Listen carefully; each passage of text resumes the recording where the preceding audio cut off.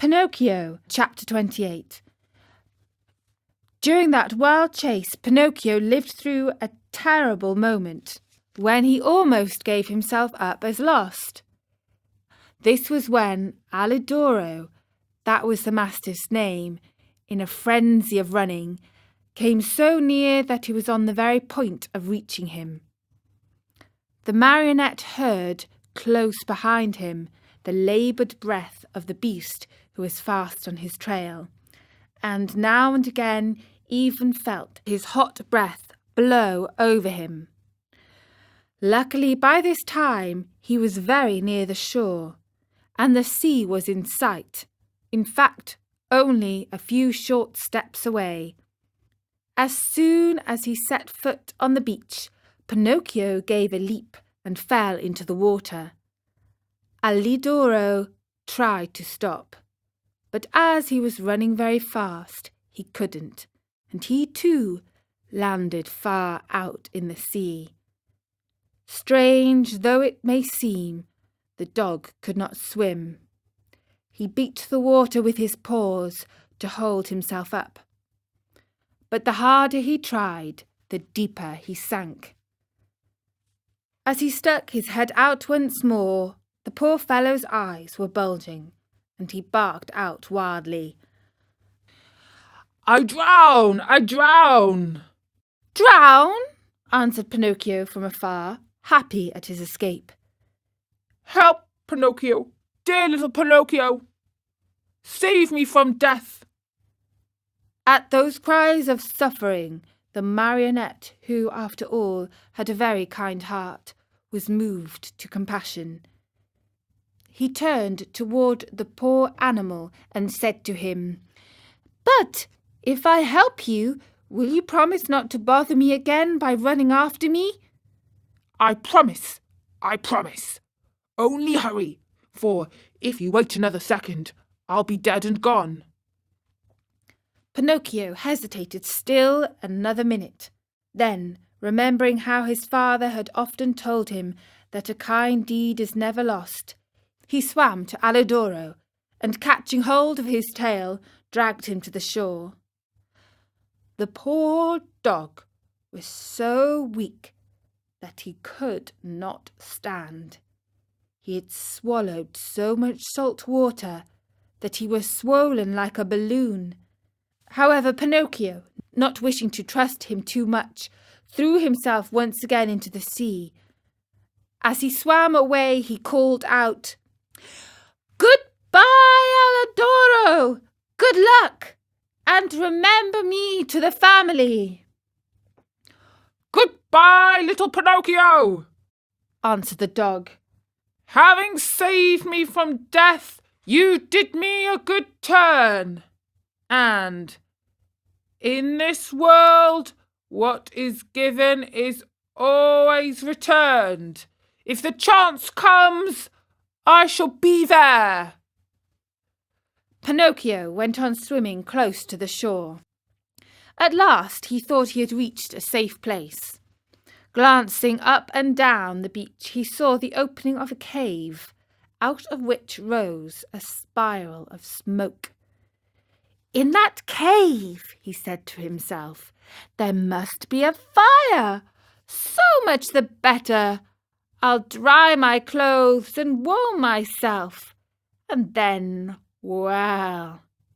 His mind made up, Pinocchio swam to the rocks, but as he started to climb, he felt something under him lifting him up higher and higher. He tried to escape, but he was too late. To his great surprise, he found himself in a huge net, amid a crowd of fish of all kinds and sizes, who were fighting and struggling desperately to free themselves. At the same time, he saw a fisherman come out of the cave, a fisherman so ugly that Pinocchio thought he was a sea monster. In place of hair, his head was covered by a thick bush of green grass. Green was the skin of his body, green were his eyes, green was the long, long beard that reached down to his feet. He looked like a giant lizard with legs and arms. When the fisherman pulled the net out of the sea, he cried out joyfully, "Blessed Providence! Once more I'll have a fine meal of fish." "Thank heaven I'm not a fish," said Pinocchio to himself, trying these words to find a little courage. The fisherman took the net and the fish to the cave, a dark, gloomy, smoky place. In the middle of it, a pan full of oil sizzled over a smoky fire, sending out a repelling odour of tallow that took away one's breath. "Now let's see what kind of fish we have caught today," said the green fisherman. He put a hand as big as a spade into the net and pulled out a handful of mullets. "Fine mullets these," he said, after looking at them and smelling them with pleasure. After that, he threw them into a large, empty tub. Many times he repeated this performance. As he pulled each fish out of the net, his mouth watered with the thought of the good dinner coming. And he said, "Fine fish these, Base, very tasty, these white fish, delicious flounders these, what splendid crabs, and these dear little anchovies, with their heads still on." As you can well imagine, the Base, the flounders, the whitefish, and even the little anchovies all went together into the tub to keep the mullets company. The last to come out of the net was Pinocchio. As soon as the fisherman pulled him out, his green eyes opened wide with surprise, and he cried out in fear, "What kind of fish is this? I don't remember ever eating anything like it."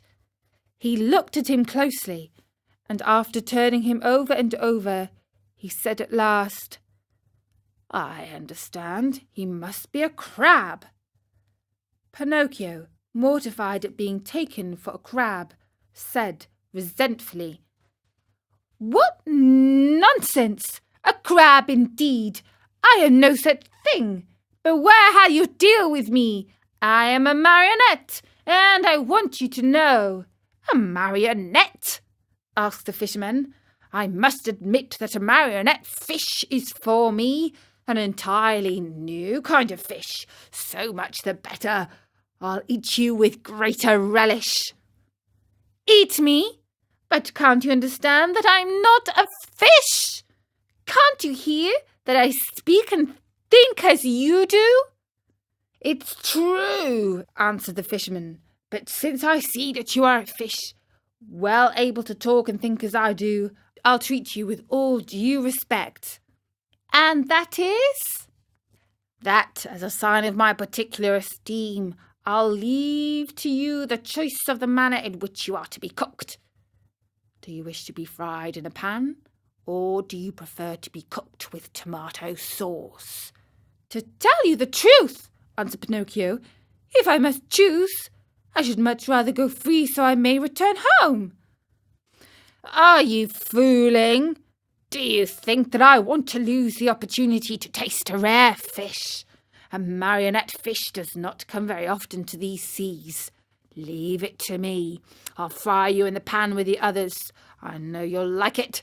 It's always a comfort to find oneself in good company."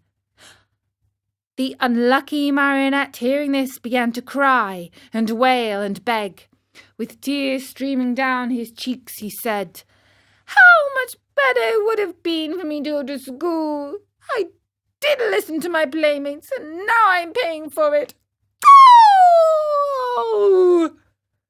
And as he struggled and squirmed like an eel to escape from him, the green fisherman took a stout cord and tied him hand and foot and threw him into the bottom of the tub with the others. Then he pulled a wooden bowl full of flour out of a cupboard and started to roll the fish into it one by one. When they were white with it, he threw them into the pan. The first to dance in the hot oil were the mullets. The Base followed. Then the whitefish, the flounders, and the anchovies. Pinocchio's turn came last. Seeing himself so near to death, and such a horrible death, he began to tremble so with fright that he had no voice left with which to beg for his life. The poor boy beseeched only with his eyes. But the green fisherman, not even noticing that it was he, turned him over and over in the flour until he looked like a marionette made of chalk. Then he took him by the head and... That was chapter 28 of Pinocchio. Poor Pinocchio! Can't possibly be fried like fish. He's too good a puppet for that, surely. Let's see in the next chapter of Pinocchio on storynori.com.